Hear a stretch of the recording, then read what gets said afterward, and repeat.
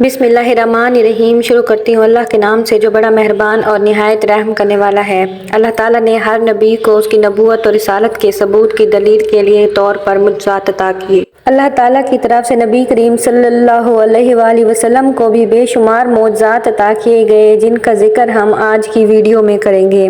آپ صلی اللہ علیہ وآلہ وسلم کا مبارک لعاب حضرت علی المرتضیٰ کی دکھتی آنکھ شفا کا سبب بنا۔ آپ صلی اللہ علیہ وآلہ وسلم کی انگلی کے اشارے سے چاند دو ٹکڑے ہو گیا۔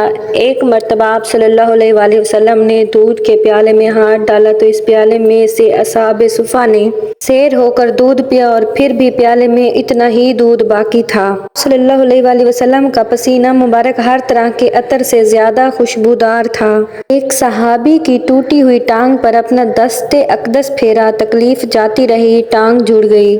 حضرت انس سے روایت ہے کہ میں نے نبی کریم صلی اللہ علیہ وآلہ وسلم کو دیکھا جب کہ عصر کی نماز کا وقت ہو چکا تھا۔ لوگوں نے وضو کے لیے پانی تلاش کیا مگر نہ ملا تو نبی کریم صلی اللہ علیہ وآلہ وسلم کے پاس پانی لایا گیا۔ آپ صلی اللہ علیہ وآلہ وسلم نے اپنا دست مبارک اس برتن میں رکھا اور لوگوں کو وضو کرنے کا حکم دیا۔ چنانچہ میں نے دیکھا کہ آپ صلی اللہ علیہ وآلہ وسلم کی انگلیوں کے نیچے سے چشمے کی طرح پھوٹ رہا تھا، حتیٰ کہ سب لوگ وضو کر چکے تھے۔